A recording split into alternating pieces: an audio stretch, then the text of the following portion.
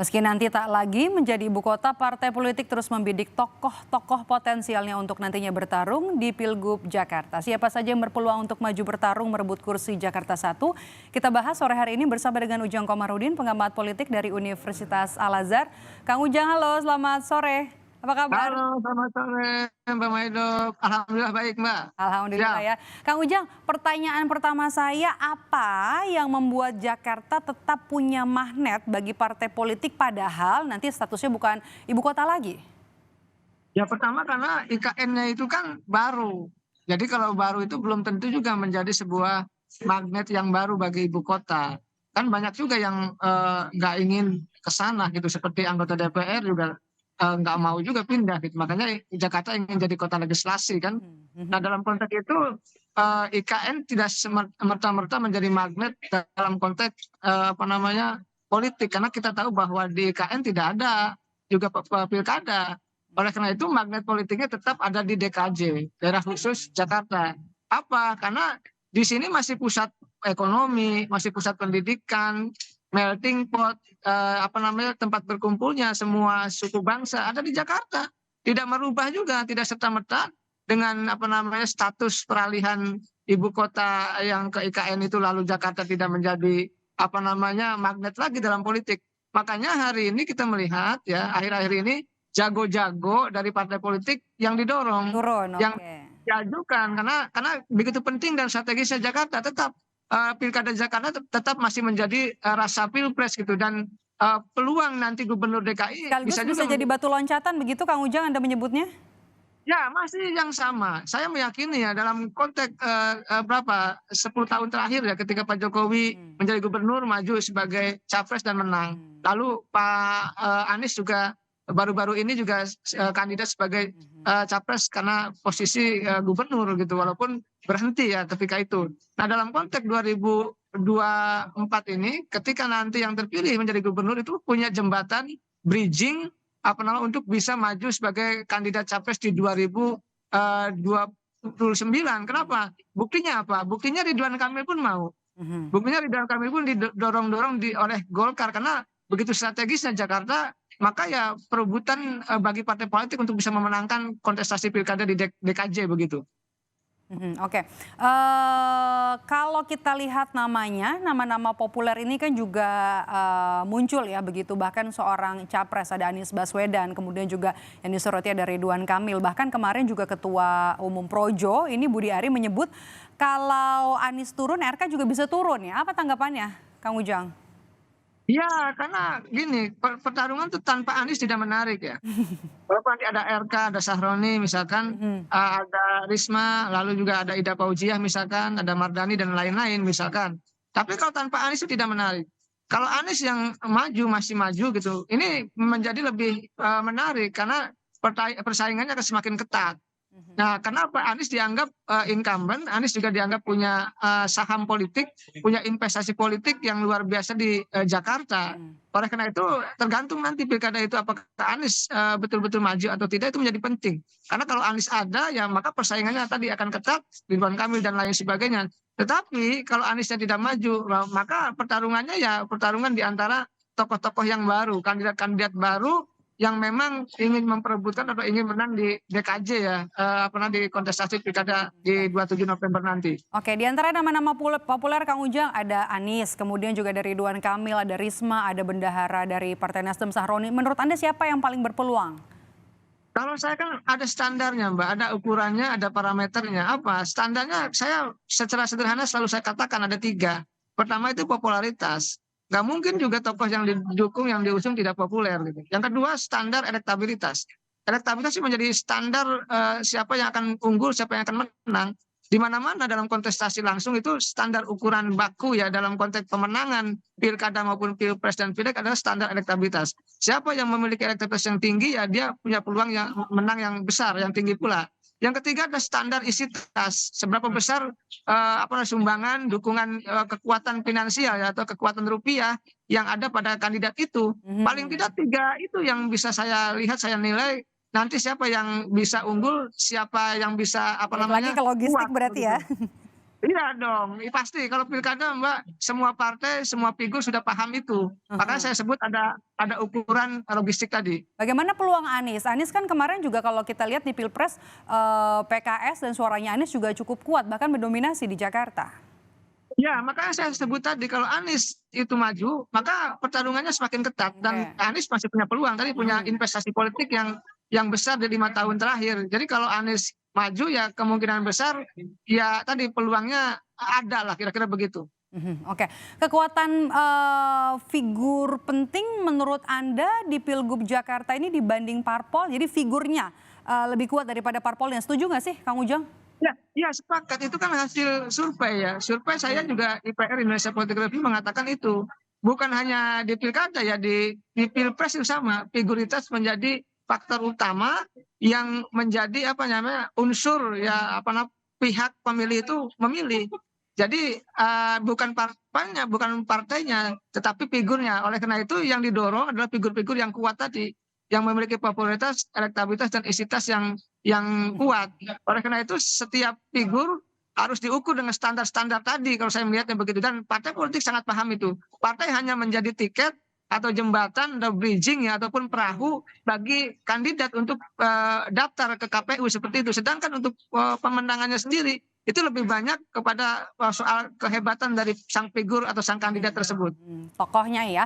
Oke, kalau gini Kang Ujang, hampir sebenarnya tidak mungkin ada parpol yang bisa maju sendiri, artinya harus ada koalisi. Anda melihat Pilgub Jakarta ini siapa saja yang akan berkoalisi dengan PDI Perjuangan, PKS, Gerindra dan juga Golkar? Kang Ujang. Ya, posisinya hari ini masih dinamis, masih cair ya, masih sedang mengintip kekuatan masing-masing. Saat ini kan baru apa namanya Partai Golkar yang akan survei ya terkait dengan 3 kandidat di DKI kan Golkar mendorong 3 nama Ridwan Kamil, Ahmad Zaki dan apa namanya Erwin Aksa. Nah disitulah nanti siapa yang didorong oleh Golkar mereka dari ketiga itu yang memiliki elektabilitas yang tinggi. Nah dari situlah nanti akan ditarungkan ya dengan kekuatan kandidat yang lain. Nah, saya melihat ya nanti kita lihat semuanya masih dinamis soal koalisi itu, semuanya masih belum bisa dibayangkan, masih belum diprediksi karena kekuatan elektabilitas dari kandidatnya pun belum kelihatan. Nanti baru kalau ada lembaga survei yang objektif, yang kredibel mempublish elektabilitas maka akan kelihatan loh siapa berpasangan dan siapa partai politik mana akan berkoalisi dengan partai politik yang lain begitu. Sosok populer atau track record yang mana sebenarnya yang dipilih oleh warga Jakarta kalau Anda lihat, Kang Ujang? Ya, masyarakat sih sangat cerdas ya, apalagi warga Jakarta ya sangat well informed ya, sangat kuat terkait dengan informasi dan Mhm. sangat cerdas dalam konteks memilih. Maka basis rasionalitas itu akan penting. Kan ada basis emosionalitas, Mhm. artinya sosiologis ya, ada basis rasionalitas. Nah, saya Mhm. melihat warga Jakarta masih rasional dalam konteks memilih kandidatnya itu. Tetapi Artinya kalau memang populer tapi track recordnya nggak bagus juga belum tentu bisa gitu? ya, belum tentu, karena tadi Oke. harus ada investasi politik, harus ya punya hal-hal yang dibutuhkan oleh warga Jakarta begitu untuk bisa dipilih. Mhm, oke. Kalau menurut Anda Kang Ujang, analisa dari Anda, mungkinkah Anies ini maju kembali ke Jakarta? Nah kalau iya, kalau iya parpolnya lewat mana nih nanti Kang Ujang? Kan PKS bilang mau memajukan kadernya nanti untuk Pilgub Jakarta. Ya, saya dengar Nasdem yang sudah membuka diri ya, Pak Surya Paloh sudah mengatakan kalau Anies mau akan didorong begitu. Tetapi kan tadi harus berkoalisi, harus 20% suara kursi di DPRD DKI Jakarta. Artinya butuh berkoalisi dengan yang lain. Kalau PKS tidak mendukung Anies, kelihatannya Anies harus mencari partai yang lain. Dan itu menjadi sebuah keharusan kalau ingin maju. Oleh karena itu sekarang kalkulasinya ya lobby-lobbynya akan terus berlangsung. Apakah memang nanti PKS juga kuat mengusung kader sendiri kan juga harus dihitung. Kalau tidak kuat ya bisa mengusung Anies lagi. Ya, saya melihat PKS memang dari dulu kalau merasa kuat, kalau merasa hebat, maka dia akan mendorong kadernya. Tetapi kalau tidak, pasti akan mendorong pihak yang lain, termasuk akan mendorong Anies. Oleh karena itu kalkulasi nanti elektabilitas dari masing-masing kandidat itu akan dihitung betul oleh PKS, oleh partai-partai politik, termasuk oleh kandidat masing-masing itu untuk bisa tadi apakah Anies akan didorong oleh PKS, oleh partai lain atau tidak begitu. Oke. Yang menarik juga PDI Perjuangan kalau mau mengajukan kadernya ini yang potensial adalah, Risma begitu ya. Apakah ada, calon lain selain seorang Tri Risma hari ini yang bisa dimajukan di Pilgub Jakarta, untuk bisa menyandingi atau mengalahkan nanti katakanlah seperti itu untuk seorang Anies Baswedan? Ya, saya melihatnya kalau Jakarta yang dari dulu hingga saat ini konsisten ya didorong oleh PDIP, Ibu Risma. Ya, apa namanya, karena memang dibandingkan dengan kader-kader lain, tokoh-tokoh lain yang dari awal, sejak awal didorong, kelihatannya Ibu Risma. Kelihatannya belum belum ada nama-nama lain yang bisa disandingkan dengan Bu Risma untuk bisa bersaing di DKI. Ya walaupun misalkan ada, Prasetyo Edy, tapi itu belum cukup kuat, untuk bisa, apa namanya, bertanding ya atau bersaing dengan kandidat-kandidat lain dari partai yang lain. Jadi mungkin Risma lah pilihan, apa namanya, yang utama untuk dijagokan di DKJ ya, tetapi apapun itu nanti tergantung PDIP sendiri apakah mengusung nama lain atau tidak. Kita lihat saja nanti ke depan, Mbak Maido. Oke. Kalau kita melihat PR yang masih harus dibereskan di ibu kota atau bukan ibu kota lagi sebenarnya Jakarta nanti, yang paling diperlukan untuk sosok memimpin Jakarta kira-kira apa saja, Kang Ujang? Kan sebenarnya masalahnya ada masalah klasik, ada masalah yang baru gitu. Masalah klasik kan tidak lain dan tidak bukan apa, transportasi, Mhm, artinya kemacetan, lalu banjir gitu kan, mhm, lalu, kemiskinan, itu kan harus diselesaikan. Lalu masalah-masalah yang baru ya mungkin, persoalan, kalau menurut saya, udara gitu ya, mobilitas, pekerja, dan yang paling penting adalah dalam konteks ini adalah mempersiapkan bagaimana tadi bahwa, ketika sudah tidak lagi menjadi IKN, mhm, menjadi DKJ, maka harus menjadi, kota yang betul-betul baru.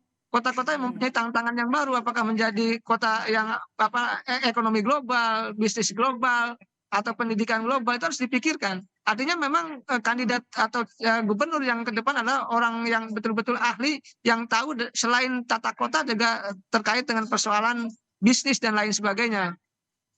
Oke, itu catatan Anda ya kalau nanti misalnya mau meraih, perhatian publik untuk nanti maju di Pilgub DKI Jakarta. Tapi kalau misalnya kita bisa lihat, analisa Anda dari tokoh-tokoh ini, tokoh-tokoh yang maju kita sebut saja ada, yang diajukan oleh PDI Perjuangan dari Tri Risma hari ini, kemudian juga dari PKS, dari, Gerindra dan juga Golkar dan juga dari Partai Golkar terutama ya. Kalau misalnya bisa kita lihat, yang paling, potensial siapa saja kalau kita lihat dari partainya?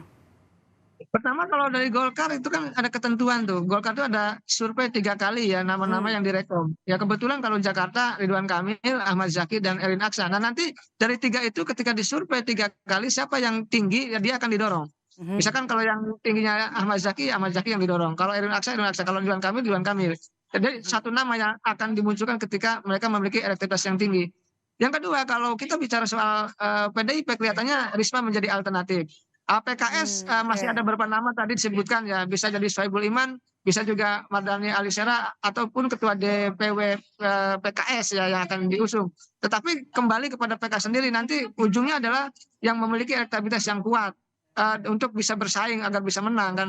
Lalu kalau kita bicara PKB ada Ibu Ida Fauzia, kalau bicara Nasdem tadi ada tawaran untuk Anies, ada juga Sahroni. Jadi semuanya, sedang mempersiapkan untuk bisa meraih elektabilitas yang tinggi dulu agar bisa mengkalkulasi seberapa kuat, seberapa besar, potensi kemenangannya itu, Mbak Maido.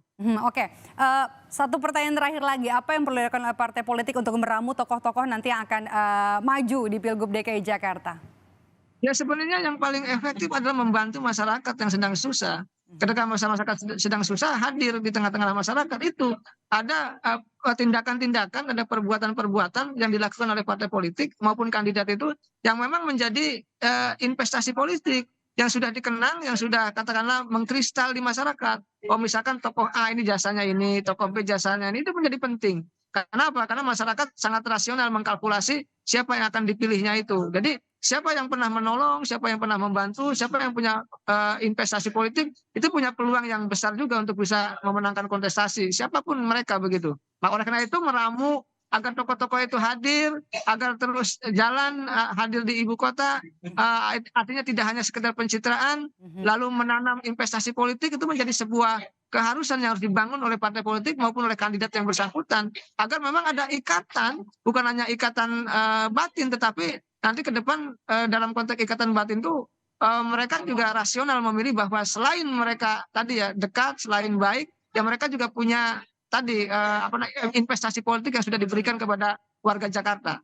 Oke, Pilkada DKI Jakarta ini masih menarik karena juga sekaligus jadi batu loncatan dan juga bisa menjadi, barometer politik nasional nantinya untuk karena, beberapa yang sudah lulus di DKI 1 bisa melaju di RI 1. Terima kasih sudah bergabung bersama kami, pengamat politik dari Universitas Al Azhar, Ujang Komarudin. Sehat selalu Kang Ujang. Baik, sama-sama Mbak Maido.